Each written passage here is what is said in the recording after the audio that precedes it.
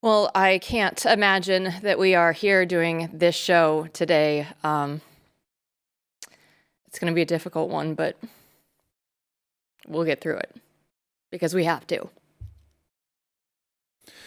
Yeah, this is a time in which we talk about political violence. We see these things happen. We see the assassinations against Trump. What just happened not very long ago was something that unfolded, across this entire political movement, as well as the audience and the country. Charlie Kirk was a leader of that movement like none other. Charlie Kirk built an organization and helped build a movement that ultimately propelled him to the very heights of American politics. He was someone who is constantly building, constantly doing, and ultimately helped shape the Trump administration, and both in terms of staffing and guidance. And what we saw today was unspeakable evil, really a political assassination of someone who was a political leader. This was someone who is a bright light, who I'd first met at the Claremont Institute's Lincoln Fellowships, who desired to be there. Famously, Charlie didn't go to college.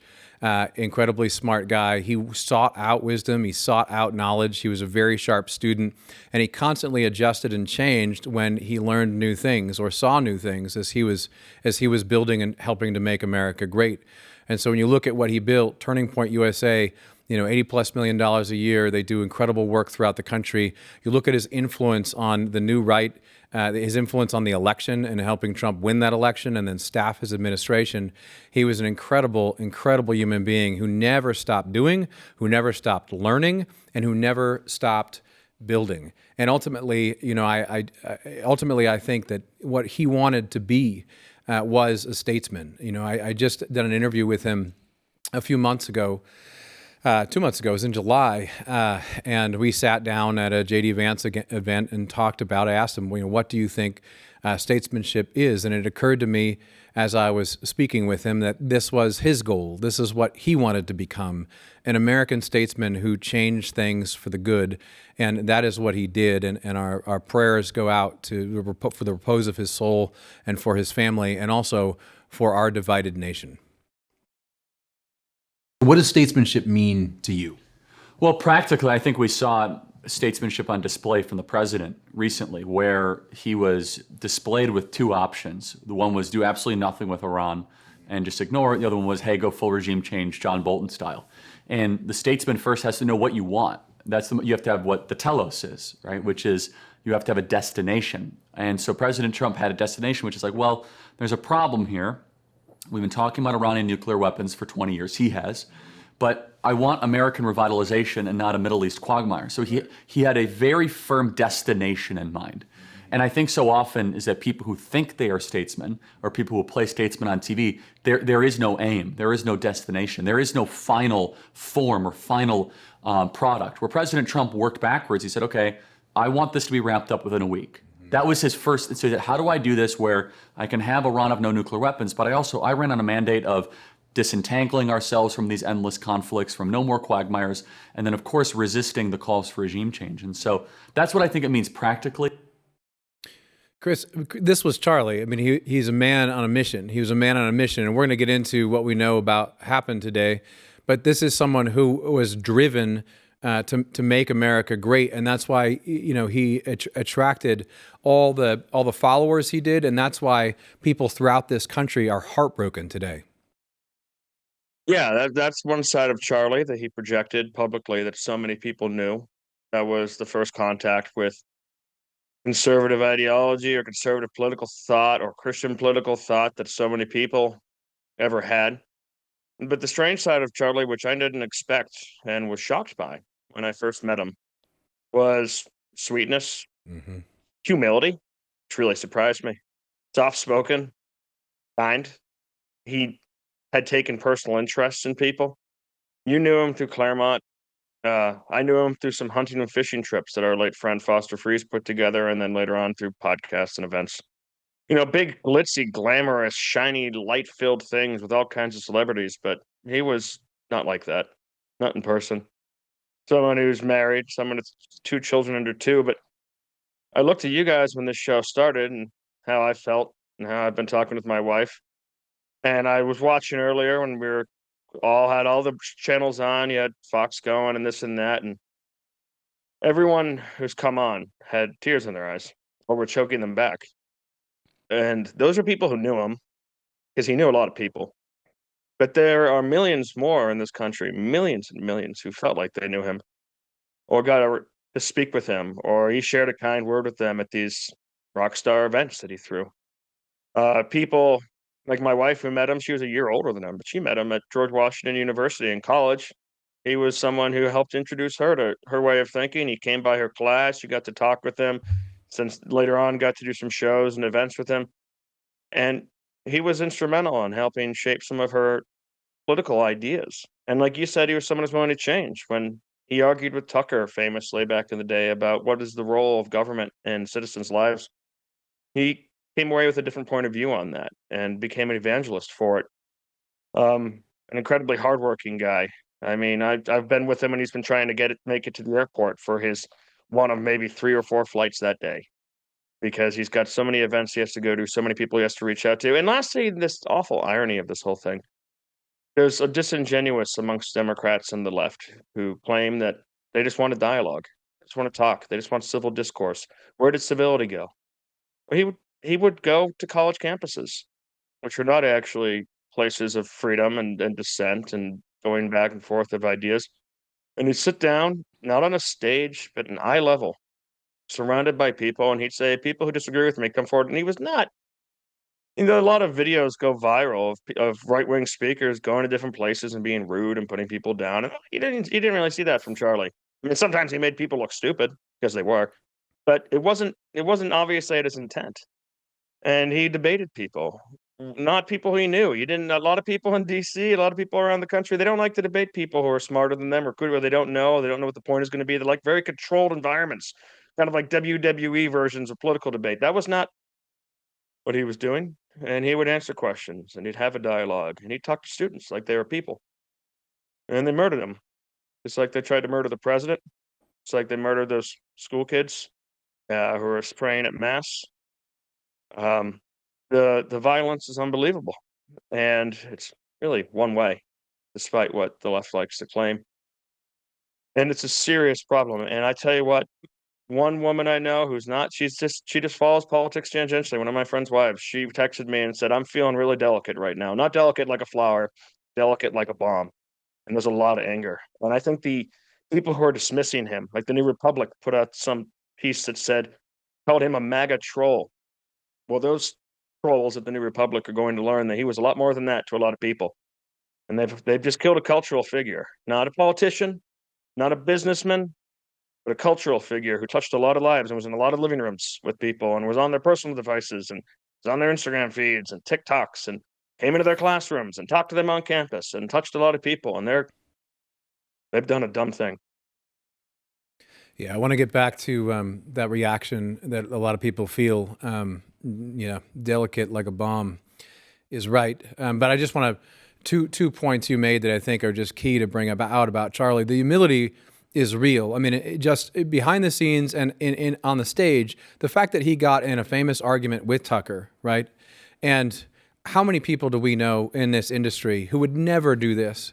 Who got in a big argument and then came around and went back to Tucker and asked him questions and came back around and was begging to come into Claremont just because he's like, no, I want to learn this. And I thought, really, what is he really going to be like? And that humility was always there in a way that was striking for anyone, in this industry or anyone just as political leader. He was constantly learning. And then to the hard work point, I mean, I remember one time at Mar-a-Lago is one of these events where he raised, like $20 million in a night. And I stayed there the whole night, not for the same reasons he was. I was just being a reprobate. But I was also interested in watching what was going on.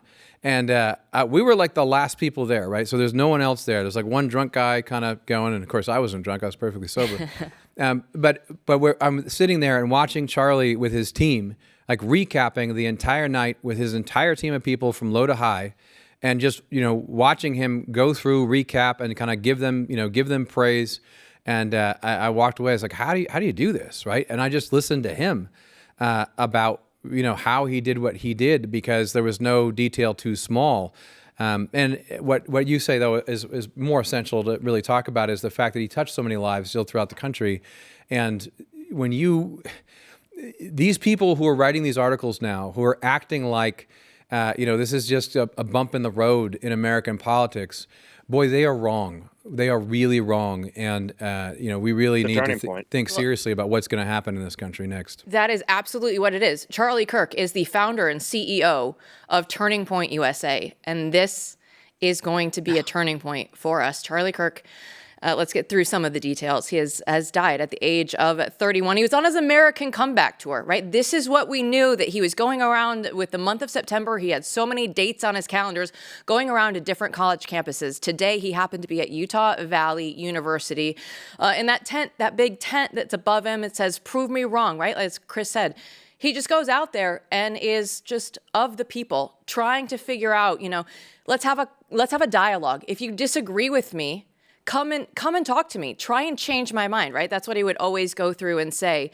And we're going to get different reports, I'm sure, as the hours, days, and weeks go by. But, what we know is that he was reportedly talking about trans shooters while he was on stage. Somebody in the audience was asking him a question, like they always do. He said, "How many trans shooters have there been in the last 10 years?"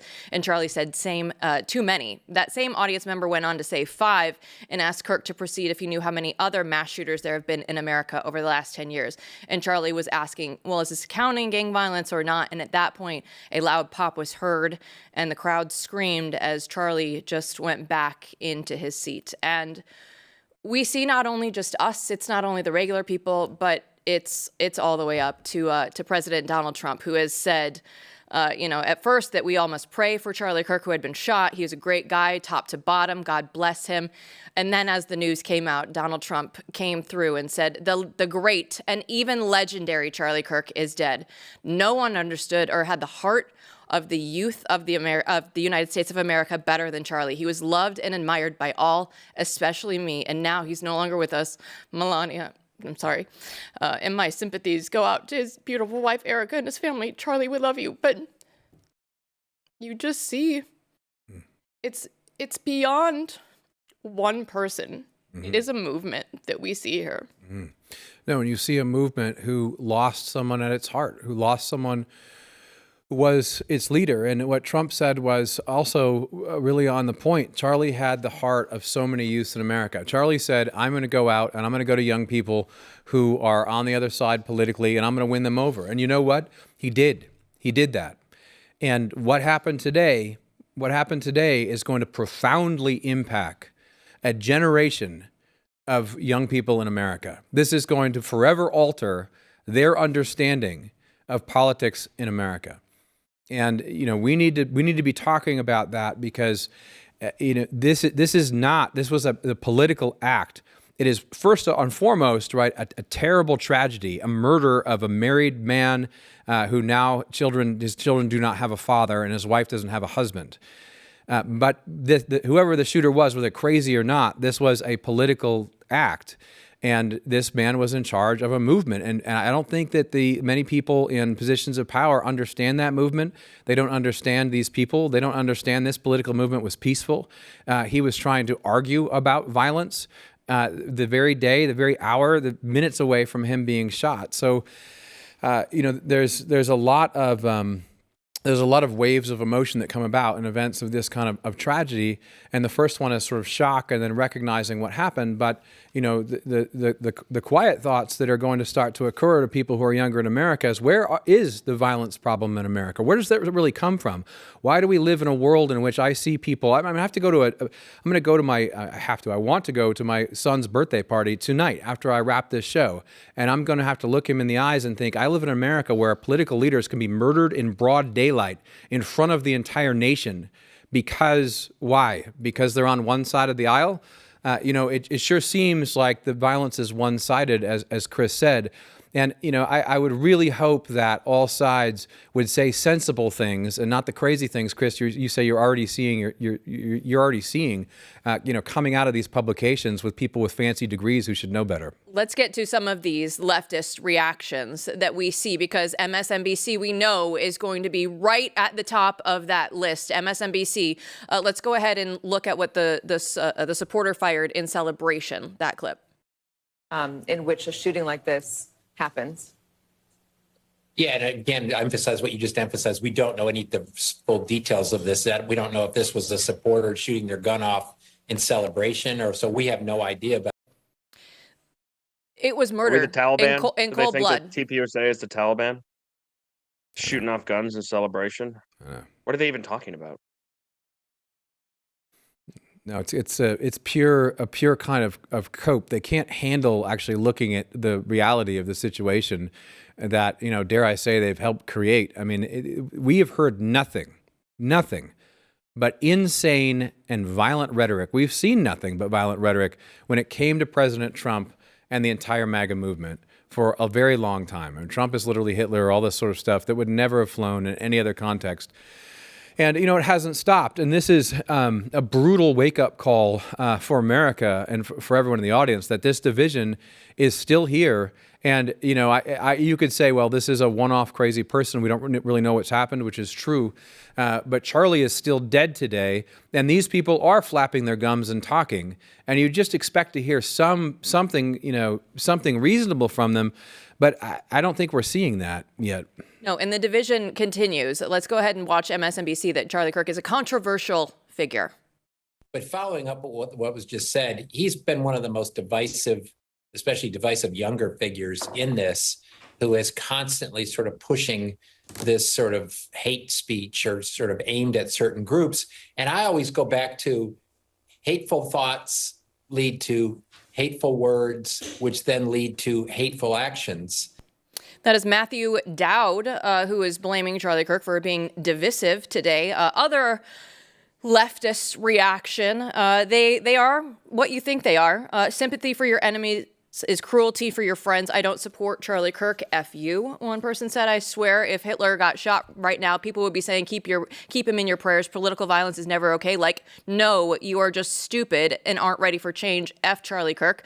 Lots of those on the internet. Charlie Kirk was evil and a dangerous person. The absolute worst of the worst. Racist, homophobe, climate change denier, race baiter. It goes on and on and on. Chris,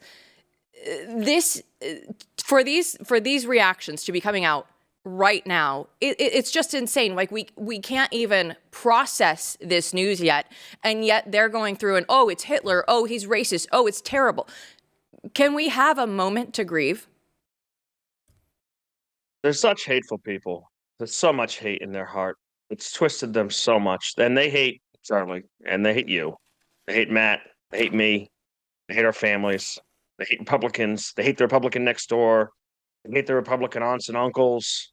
They hate their Republican plowman. They're just so filled with it. It drips from them. And they feel completely justified in what they do all the time. Because when you imagine yourself as some kind of heroic figure, which they're not, and you imagine your enemies as literal Hitler because they're stupid, then you can justify a whole lot of things. You can justify some pretty extreme violence, which is what they've been doing. I mean, we've been living with this for more than a decade now. Old men and moms getting attacked and bloodied, and minivans getting broken into at Trump rallies is how it started, because they were all literal Nazis for wanting to bring back American manufacturing and make sure the country for America, by America, was for Americans. And they have this kind of hate. And here's the dumb thing, though. I mean, I tell you what, if you think that Charlie Kirk was on these campuses debating kids, and I never really heard him say a harsh word, like at least in private company, yeah, sure, political rhetoric, sure, we all can be sharp in that. But a sweet guy, if you think he was one of the mean ones, well, I think these guys have another thing coming, because he was not a radical figure. If Charlie Kirk and Turning Point USA is the bar for radicalism in America, dangerous radicalism, that shows you that any one of us is a target, and a legitimate target, according to these people. I mean, one of the things that just comes out of this, Chris, for me is, I mean, as soon as you hear the news and start to grapple with it, I mean, there's an element of defensiveness, or they're coming for all of us, right? I mean, that's political violence. Again, we don't know what the causes were. This could be a crazy person, but it was a political assassination, regardless, in broad daylight. The effect of that is to say, It could be you. It could be you. It could be you. And we are going to take out your leaders. We are going to take out the people who have bright and promising careers. We haven't even remarked upon the fact that this is a young man whose future was more than promising, who had already attained the heights of American politics for his age, who easily could have run for office, who easily could have, become an even greater media star, who was still dead. He's a great builder. I mean, he's a great builder of that organization. He built something out of nothing with no college degree that became a powerhouse. And, the feeling that this kind of violence instills in people, and sometimes is intended to instill, is fear. It's to say, this could happen to you. How dare you guys? You're getting uppity. This is caused by, a crazy person maybe, but it was caused by your own violent rhetoric. That is absolutely where the left is going to take it. Indeed, they already are. And the upshot of that is to basically censor and to force people to self-censor and to force an entire movement to slow down. Now, I don't think that's going to happen. But what are your thoughts about that, in these initial hours? Because, boy, I mean, with the language of political violence is, this can happen to you. And if this can happen in broad daylight in America to a cultural figure, like you said, who wasn't even, it wasn't even just straight politics. He wasn't an elected politician. That's what political violence is intended for you to conclude. You're supposed to conclude that this could happen to you and you all should be on notice. And we have a political left in this country that kind of shrugs its shoulders and both sides these things and lets it happen. And what I don't understand is how we just went through the 2 assassination attempts with Trump. And so adding this onto it now, this murder, senseless murder of Charlie in front of the nation, I mean, what the hell is going to happen? So we'll give you the last word here. It's like, I mean, I saw one of his young supporters and speakers in his tour say through tears earlier today, what's his widow was supposed to tell the kids that dad went to a college campus and never came home? Yeah. And as my wife said to me, and as I'm sure your wife's going to say to you tonight, I mean, that could have been any of us. That could have been Benny. That could have been you. That could have been any of your friends. There's a real reason to be freaked out about that and to hug your kids when you get home. It's a terrible thing, and it's bigger than they realize. Yes, it is the turning point. Chris Bedford, thanks so much.